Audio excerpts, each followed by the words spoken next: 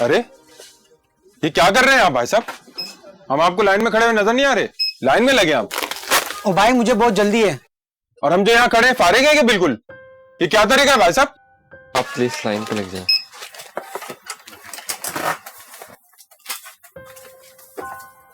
अजीब इंसान हो। और जाओ अजीब व गरीब लाइन में लगो।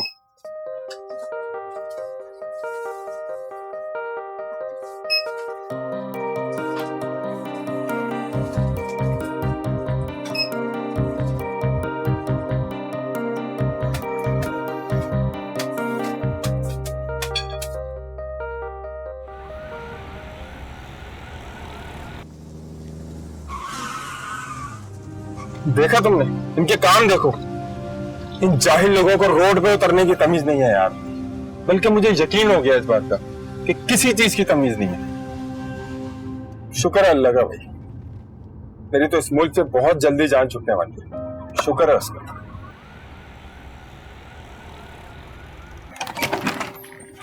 अरे फरहान रिलैक्स हो जा मेरे दोस्त, इतना गुस्सा करने की क्या जरूरत है? यार अजीब बात कर रहे हो। हाल देखा तुमने इनका? शॉप पे होते हैं तो लाइन तोड़ते हैं, रोड पे होते हैं तो सिग्नल तोड़ते हैं, रॉन्ग वे आते हैं। क्या हो क्या रहा है यार? तुम कह रहे हो कि मैं गुस्सा ना करूं? अब छोड़ो भी यार, अपना मूड ठीक करो। वैसे ही पाकिस्तान में चंद दिनों के मेहमान हो। क्या मूड ठीक रखे हैं यार। जो मदीना के रियासत के असूल है, इंशाल्लाह मैं आपको वो पाकिस्तान में लेके आता रहूंगा। अब इनका हाल देखो, ये पाकिस्तान को रियासत मदीना बनाएंगे। रियासत मदीना तो छोड़ो, यहां तो सिर्फ रियासत ही नहीं रही, आबे का हवा बिगड़ा हुआ है यार। तो क्या गलत कह रहे हैं? क्या पाकिस्तान को रियासत मदीना नहीं बनना चाहिए? क्या अपने मुल्क के बारे में अच्छा सोचना नहीं चाहिए? सोचो, जरूर सोचो, और उसके बाद अपनी सोचों में, निसाब की किताबों में, इल्मी गुफ्तगू में और खासकर अपनी तकरीर में रियासत मदीना बनाओ और उसी में रहो। तुम्हारी ये रियासत मदीना तुम्हें मुबारक हो यार। प्लीज मैं जा रहा हूं। अरे तुम कितनी आसानी से बोलकर मुल्क छोड़ के जाने की बात कर रहे हो?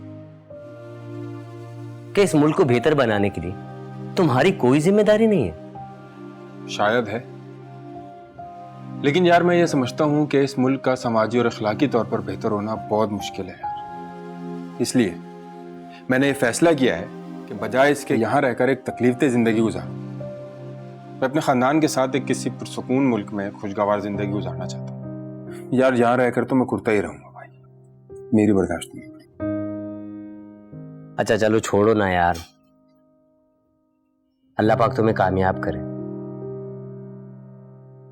वैसे ही तुम चंद दिनों के मेहमान हो। अब जाते जाते ये सीरियस गुफ्तगू तो मत करो ना। क्या करूं?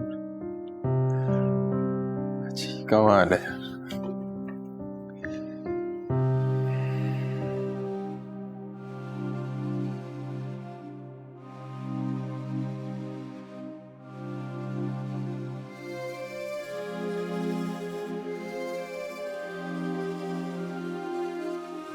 हाँ भाई हमजा,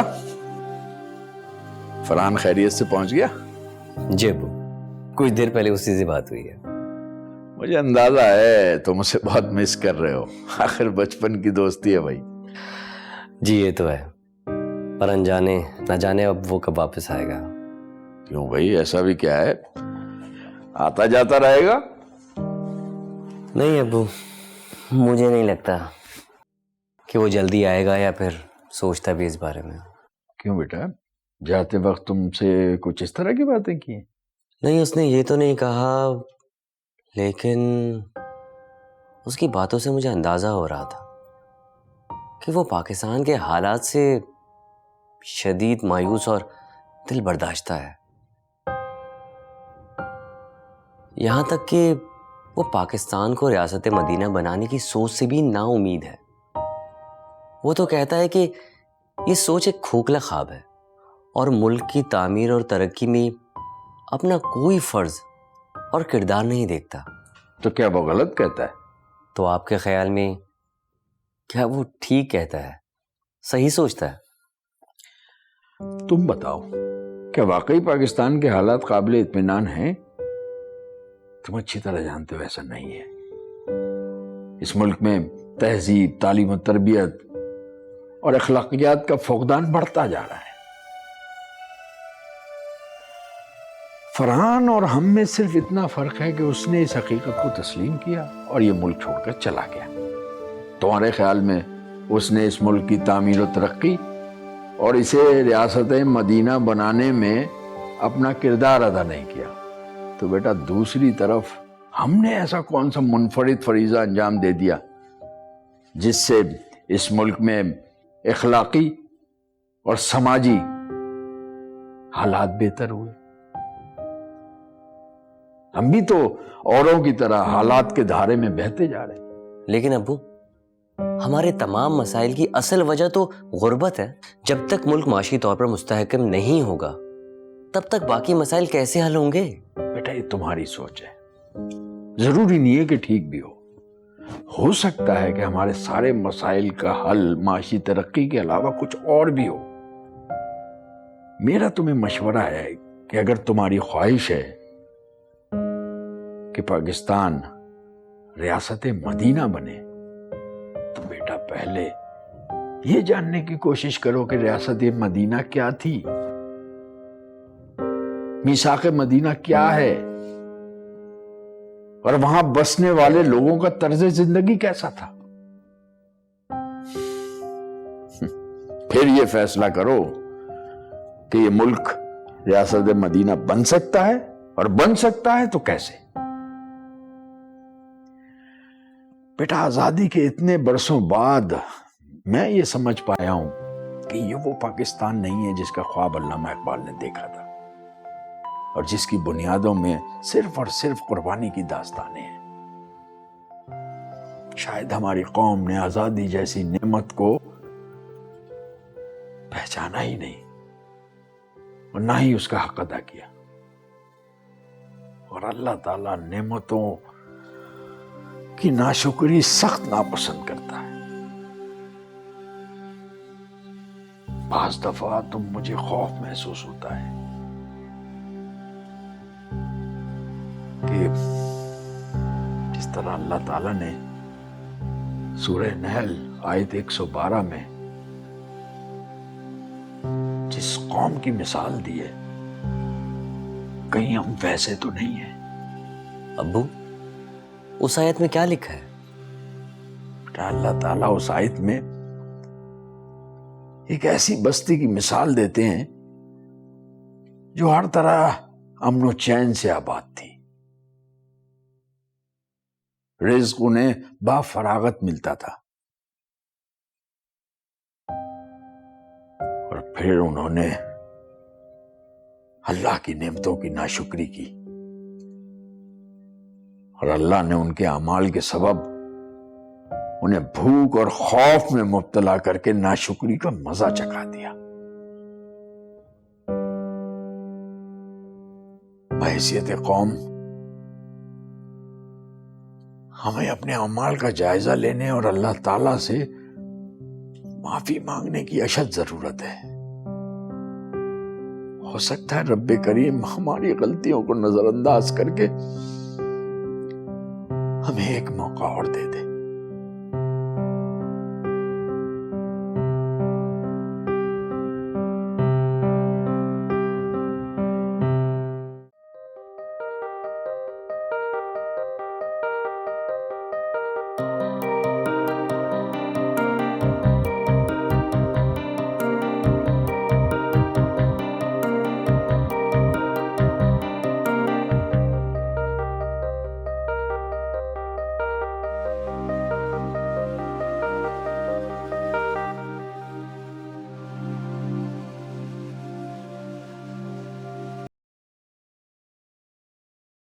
السلام علیکم ناظرین. سب سے پہلے سب اہل وطن کو بہت بہت جشن آزادی مبارک. ہمارا 74واں جشن آزادی آ گیا ہے. ہم منا رہے ہیں، سڑکوں پہ بھی مناتے ہوئے نظر آ رہے ہیں، مزاروں پہ بھی باجے بجا بجا کے منا رہے ہیں، کبھی بائک پہ الٹے لیٹ کے اس کو منا رہے ہیں. اتنا خاص موقع ہے، ہم نے اتنا کچھ اس ملک سے لیا لیکن آج ہمارا ملک ہم سے سوال کرتا ہے کہ کیا ہم نے اپنے پاکستانی ہونے کے ناطے اپنے فرائض ادا کیے؟ اس سوال کا جواب دینے کے لیے بہت سے لوگ موجود تھے. آپ کے ذہن میں آ رہا ہوگا آج خاص دن کے موقع پہ ہم نے کسی بہت بڑے سیاستدان کو, کسی اسٹار کو بلایا ہوگا. جس شخصیت کو آج ہم نے یہاں پہ مدعو کیا ہے, ان کی خاص بات یہ نہیں ہے کہ انہوں نے کوئی بھی مسجد بھی نہیں بنوائی, کوئی ہاسپٹل نہیں بنایا, کوئی اسکول نہیں بنایا.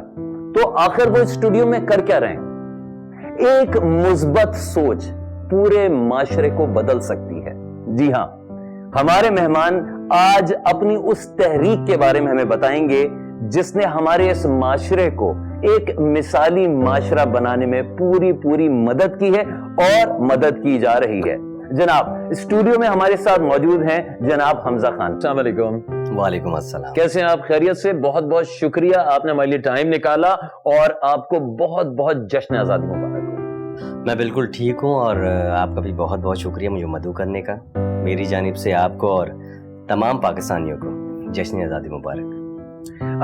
حمزہ یہ بتائیے کہ یہ جو آئیڈیالوجی ہے, یہ تحریک ریاست مدینہ, یہ سوچ کہاں سے, کیا چیز تھی جو آپ کو موٹیویٹ کر کے یہاں تک لے آئی؟ یہ چند عرصے پہلے کی بات ہے جب میرا بہت عزیز دوست اس ملک کے حالات کی وجہ سے بہنوں ملک چلا گیا تھا. اس کے جانے کی وجہ معاشی حالات نہیں تھے بلکہ دراصل معاشرتی حالات تھے. اسی دوران ملک کو ریاست مدینہ بنانے کی باتیں بھی کی جا رہی تھی اور مجھے یہ بھرپور امید تھی کہ پاکستان ریاست مدینہ کی یقیناً جھلک بن جائے گا. اس یقین کی سب سے بڑی وجہ یہ تھی کہ پاکستان دنیا کا وہ واحد ملک ہے جو اسلام کے نام پر وجود میں آیا. جس طرح ریاست مدینہ وہ پہلی ریاست تھی جو اسلام کے نام پر وجود میں آئی تھی. اسی لیے میرا یہ یقین ہے کہ اسلام اور پاکستان دونوں یکجا ہیں. مگر شاید فرق یہ رہا کہ مدینے کی گلیوں میں اسلام تھا اور ہماری صرف کتابوں اور زبان پر. یہاں میرا مطلب انفرادی عبادات نہیں بلکہ اسلام کے مطابق معاشرے کی تخلیق ہے, اور جس میں مسلمانوں کے ساتھ ساتھ دوسرے مذاہب سے تعلق رکھنے والے امن, سلامتی اور برابری سے ریاستی حقوق پائیں اور اپنے فرائض پورے کریں. یہ سب باتیں میں اپنے دوست کو بھی بتایا کرتا تھا مگر وہ نا امید ہو کر اس ملک کو ہی چھوڑ کے چلا گیا.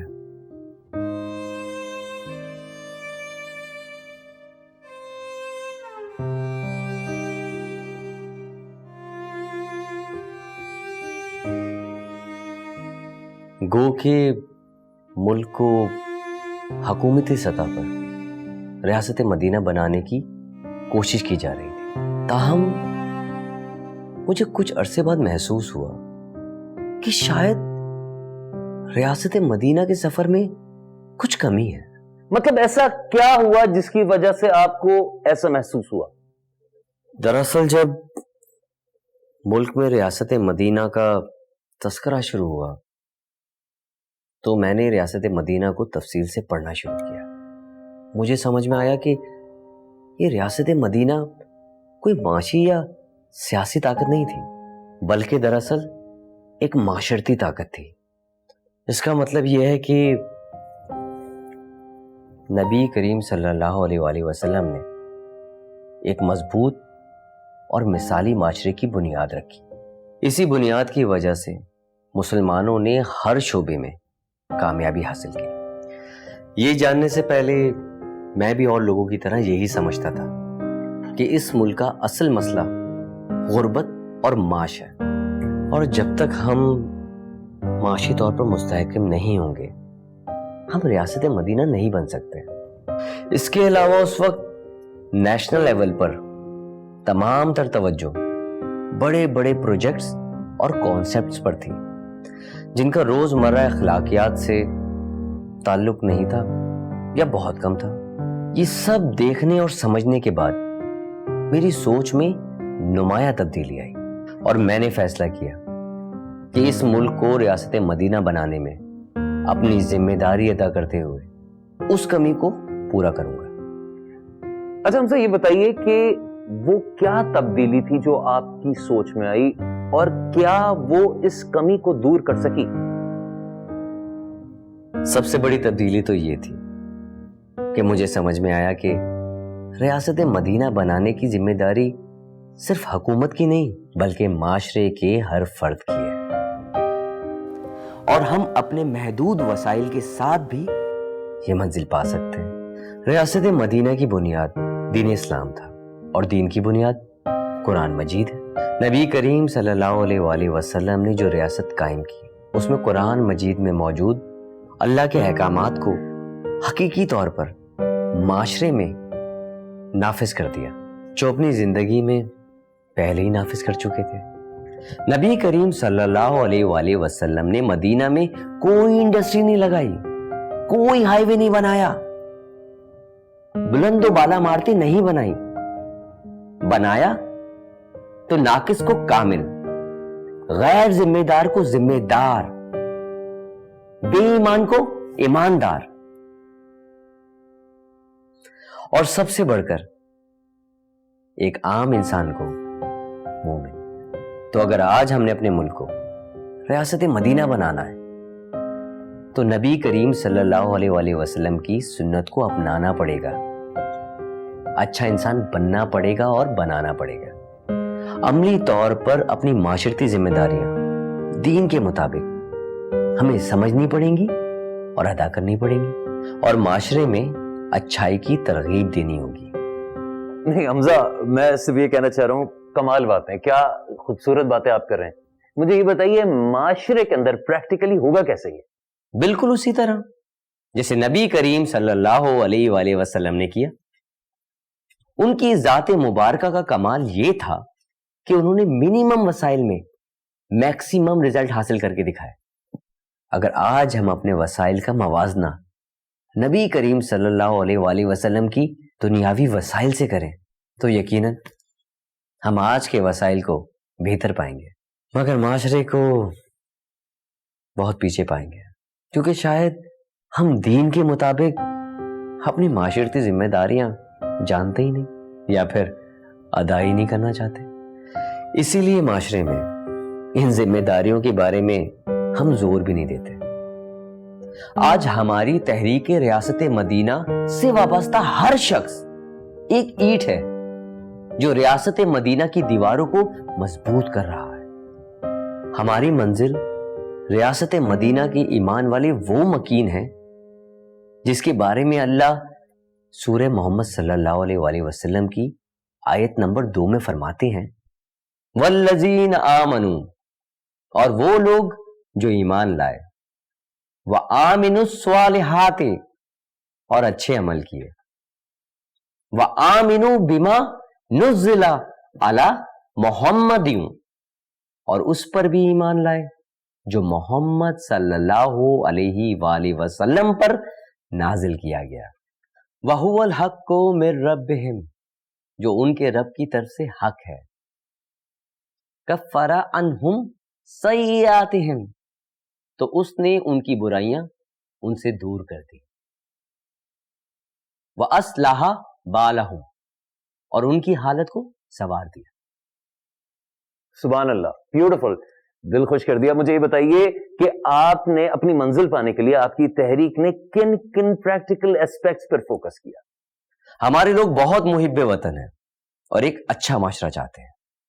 हमने इस तहरीक में कोई बड़ा टारगेट नहीं रखा, बल्कि छोटी छोटी बातों पर तवज्जो दी। सबसे पहले हमने लोगों में ये उम्मीद जगाने की कोशिश की कि अब भी हम अपने महदूद वसाइल और मसाइल के साथ अपने माशरे को बेहतर बना सकते हैं। फिर हमने अपनी तहरीक में शामिल होने वाले लोगों से ये अहद लिया कि वो दीन के मुताबिक अपनी माशरती जिम्मेदारियां समझेंगे और नबी करीम सल्लल्लाहु अलैहि वसल्लम की कायम करदा रियासत मदीना को जानेंगे, ताकि इससे मुआवजा करके आज अपने फराइज को पहचानेंगे, रियासत पाकिस्तान के तमाम कवानीन की पासदारी करेंगे। हमने किसी बड़े फलाई प्रोजेक्ट की बुनियाद नहीं रखी, لیکن ہم نے اس تحریک میں شامل ہونے والوں سے انفرادی طور پر عہد لیا کہ وہ اپنی پروفیشنل اور معاشرتی ذمہ داریاں بھرپور طریقے سے سر انجام دیں گے اور معاشرے میں کوئی ایسا عمل نہیں کریں گے جو ریاست مدینہ کے اصولوں کے خلاف ہو، جیسے قانون توڑنا، کم تولنا اور اپنی سرکاری ذمہ داریاں نہ نبھانا، انصاف کے تقاضے نہ پورے کرنا، نفرتیں پیدا کرنا، نا امیدی پھیلانا، پیٹھ پیچھے برائیاں کرنا، اس طرح کا ہر وہ عمل جو معاشرے کے لیے نقصان دہ۔ بیوٹیفل، بہت اچھا آپ بول رہے ہیں and I totally agree with you. مجھے صرف یہ بتائیے کہ اگر میں آپ سے پوچھوں اب تک آپ کی اس تحریک کا رزلٹ کیا نکلا؟ الحمدللہ آج اس تحریک کی بدولت ہم نے معاشرے میں بہت تبدیلیاں دیکھی، جس سے معاشرے کی شکل تبدیل ہونا شروع ہو گئی۔ آج ہماری تحریک میں شامل پاکستانی ان ذمہ داریوں پر الرٹ رہتے ہیں جو ان کی بس میں ہے، مثلاً وہ ٹریفک قوانین کی بھرپور پاسداری کرتے ہیں، ایمانداری سے ٹیکس دیتے ہیں، رشوت سے گریز کرتے ہیں، اپنی دفتری ذمہ داریاں بھرپور طور پہ نبھاتے ہیں، فرقہ واریت سے بچتے ہیں اور بھائی چارے کی تلقین کرتے ہیں، غیبت کرنے اور سننے سے بچتے ہیں، جو میڈیا سے منسلک ہے وہ ایسی پروڈکشن کا حصہ نہیں بنتے جو معاشرے کی اخلاقیات پر برا اثر ڈالے، بلکہ اسی میڈیا کے تھرو مثبت پیغام پہنچاتے ہیں۔ سب سے اہم بات یہ کہ ریاست گھروں سے بنتی ہے۔ ہماری تحریک سے وابستہ لوگوں نے سب سے پہلے اپنے گھروں سے شروعات کی اور اپنے گھروں کو مثالی گھر بنایا۔ آپ کو ان گھروں میں والدین کا احترام نظر آئے گا، انصاف کے ساتھ اپنی ذمہ داریاں ادا کرتے رشتے نظر آئیں گے، عورتوں کا احترام نظر آئے گا، بغیر جہیز کے سادگی سے ادا ہونے والی شادیاں نظر آئیں گی، برائی سے روکنے والے اور نیکی کی تلقین کرنے والے نظر آئیں گے، نا امیدی کے حالات میں امید کی شمع روشن کرنے والے نظر آئیں گے، اور یہی وہ گھر ہیں جو پاکستان کو ریاست مدینہ بنانے میں اپنی ذمہ داریاں بھرپور طور پہ نبھا رہے ہیں۔ حمزہ آئی ایم اسپیچلیس۔ مجھے یہ لگ رہا ہے بالکل کہ بلکہ میں ناظرین کو بتاتا ہوں، بلکہ ایسا لگ رہا ہے جیسے میں خود اس تحریک کا حصہ ہوں اور ہمارے جتنے پاکستانی ہیں جو آپ کو دیکھ رہے ہیں سن رہے ہیں وہ سب ایسا ہی محسوس کر رہے ہوں گے، بلکہ ہوں گے وہ اسی تحریک کا حصہ ہیں۔ حمزہ، ایک آخری میسج اس یوم آزادی کے موقع پر ہم ہمارے پاکستانیوں کے لیے کیا کہیں گے آپ؟ میں اپنے تمام پاکستانی بہنوں، بھائیوں اور بزرگوں سے کہنا چاہتا ہوں کہ 14 اگست 1947 کو حاصل کردہ آزادی منزل نہیں بلکہ سفر کا آغاز تھا، اس سفر کا آغاز جس کی منزل ریاست مدینہ کا قیام ہے، اور آج اس ریاست کو کسی اور نے نہیں بلکہ میں نے اور آپ نے ہی قائم کرنی ہے، پہلے انفرادی طور پر اور پھر اپنے گھروں کو مثالی گھر بناتے ہوئے ریاست مدینہ کا ستون بنانا ہے۔ میں خاص طور پر اپنے ان پاکستانیوں سے درخواست کروں گا جو ملک کے حالات سے دل برداشتہ ہو کر ملک چھوڑ کر چلے گئے لیکن اپنے وطن سے محبت کرتے ہیں اور اسے یاد بھی کرتے ہیں کہ آئیں ہم ایک کوشش اور کریں اور اپنا فرض ادا کر کے اپنے وطن عزیز کے آگے سرخرو ہو جائیں۔ آئیں اس تحریک میں شامل ہو کر ریاست مدینہ کے قیام میں اپنا کردار ادا کریں۔ ہم ان کاموں سے شروعات کریں جو ہمارے اختیار میں ہو، مگر ہم نے ریاست مدینہ کے سفر میں کسی قوت کا انتظار نہیں کرنا بلکہ خود اپنی ذمہ داریاں سمجھ کر ادا کرنی ہے، ورنہ یہ سفر طویل اور کٹھن ہو جائے گا۔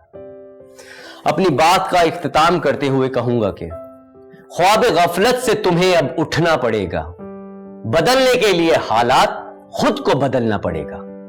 جو یوں ہی بیٹھے رہو گے انتظار مسیحا میں، پھر تا عمر اسیری ہی میں تمہیں رہنا پڑے گا۔ کامیابی و کامرانی کا راز ہے جہد مسلسل، حاصل منزل کے لیے عمل مسلسل کرنا پڑے گا۔ گر چاہتے ہو سدا بیٹھنا اونچی مسندوں پر، بارگاہ رب کریم میں تمہیں झुकना पड़ेगा। पाकिस्तान जिंदाबाद।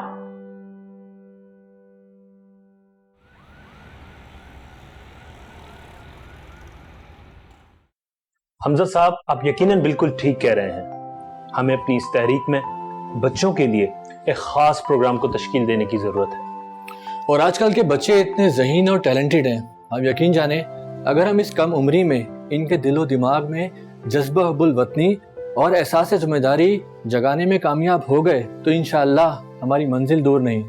आप दोनों बिल्कुल ठीक कह रहे हैं, हमें एक डेडिकेटेड टीम की जरूरत है